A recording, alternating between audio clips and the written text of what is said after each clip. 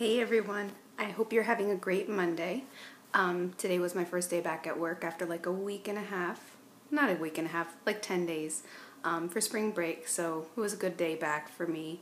My kids were really happy to see me and I was really happy to see them, so I hope you had a great Monday too. So this is going to be like my first like solo vlog, and I wanted to talk about weight loss and how difficult it can be. Right now I'm in my workout clothes, as you can kind of tell. My hair's up in a crazy bun.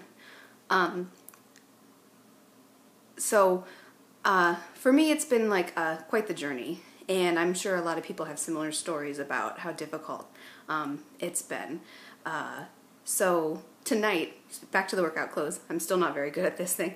I'm going to Zumba tonight, which if any of you know me, you know that I can't really dance, do anything except Irish dancing, which is a form of dance, but I can't really do the Zumba kind of dance, so we'll give it a try again. This will be like my third or fourth time trying it. But, so I've been heavy, on the heavier side for most of my life. As a child I was overweight and into my early teens, and I actually have a picture. I don't know if you can see it. I'll post another picture later on. This is me at the Backstreet Boys concert in 2001.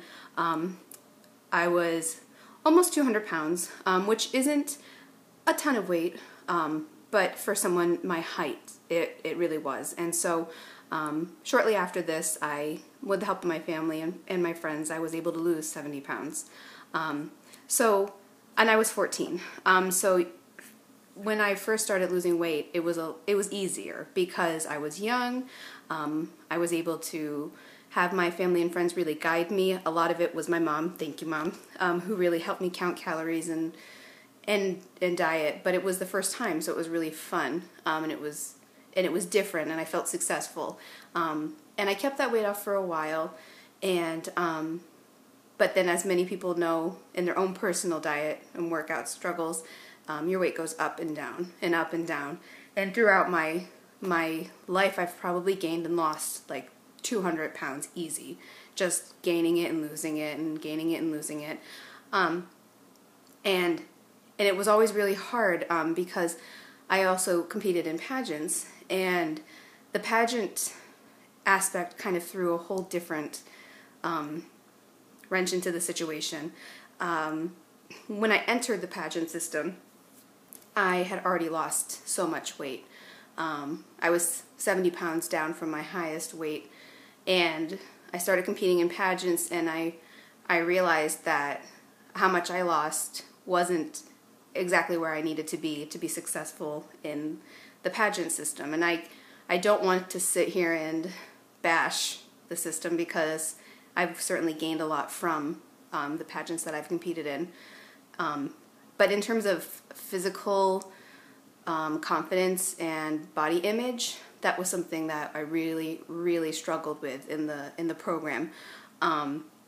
It was hard for me because when I entered, I felt accomplished something in my weight loss. But when I actually started in wanting to really succeed in it, I realized I couldn't do exactly what I wanted to do unless I additionally lost weight. And that was a struggle for me for a while, because I did not want to lose any more weight. I was happy with how I was. And so it was just so difficult for me to figure out where I stood in the pageant world with the size that I was. And I finally decided to lose weight. And I don't have a story of, binging and purging or, not eating. I actually was, in order to be successful in the system, I actually, just found some workout classes that I really liked. And I was dancing, and that was really aerobic, and I had a lot of cardio with that, so that was how I lost it. But I do know that the pressure, sorry, I have something in my eye. I'm not crying, although I could sometimes cry when I think about it. The pressure to fit into the mold was so intense. When you're heavier and you're competing, it's little things like trying on samples at, you know, workshops that are not even close to your size. Like, I couldn't even like get them over my hips, you know, and being asked and like to come out in 2-piece swimsuits that were a size 2 when I was a 10 or a 12.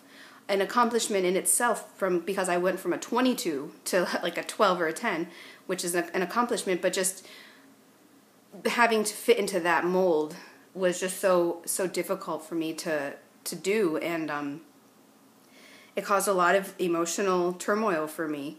And I have to say that, you know, the girls I competed with were always so supportive, and I never felt out of place with them, and I never felt that they were pressuring me to lose weight or anything. If anything, they lifted me up, you know, like, and made me feel really confident, and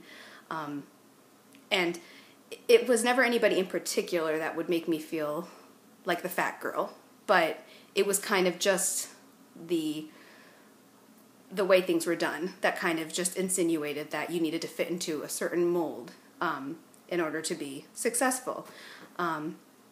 And so that was a challenge for me. And after I left the system, I held on to that for so long. I held on to this ideal body that I had at one point, and I always felt like a failure after that. I always felt, for a long time, for years. I mean, for a while it was even difficult for me to go to local competitions because I had gained like 10 pounds.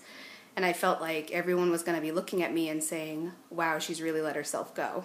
And that was really hard. For a long time, I didn't want to be a part of the system, because I just was I felt ashamed of how I looked. And so now I've kind of just let myself do what I do naturally. For a while, I haven't really been counting my calories. I haven't really been watching my intake. I don't know if it was as much for me just not wanting to do that for a while, you know, not feeling like I had to do that. And so now I feel like I'm at a point in my life with my physical fitness that I want to take control of my life and to take control of my fitness and my working out for me. And that's a huge change for me, because for the longest time I wanted to do it for the pageants. I wanted to do it for that system, and I don't feel that anymore, and that's an amazing feeling for me. And I just want to let anybody know who's struggling with that, you know, with feeling like you have to fit into a certain mold, feeling that you have to fit into look a certain way, that you don't. You don't have to. And it sounds stupid, but I didn't understand that for so long. I didn't realize that I could be me, and that's okay. And it took me a while to get to that. And I'm just now, 27 years old, 3 years out of the organization, feeling like I can look whatever way I want to, and I can take control of my health and fitness for me. And that's a huge, huge deal. And I want to just go back really quick and say, this is not me bashing the organization. I am the person I am today because of the people I've met in the organization and the experiences I've had and the training, in a sense, I've had to learn how to best promote myself and to be out in the community. But I did have reverberating problems with my body image because of some of the things that happened in the system. Not anybody's intentional maliciousness. It was just things that were done that weren't really thought of for girls, things that were done where girls that did not fit into that specific size mold, they weren't really considered in that situation. And so today's day one for me of really doing this for myself, and I'm so happy that I'm at this point where I feel comfortable doing it for myself. And yeah, I can't believe I just talked for 10 minutes by myself. It's kind of weird. So I'm going to go to Zumba. Hopefully I don't make a fool out of myself. I wish they had Irish dance Zumba. Somebody should start that. Maybe I should. So I'm going to post this later on, and I'll also post this picture so everybody can get a little clearer look of it. And I hope you all notice I am touching Nick Carter by far. my favorite Backstreet Boy. All right, so I'll talk to you guys later, and thanks for listening, and I'll maybe vlog tomorrow on day 2. Who knows? Thanks, guys. See you soon.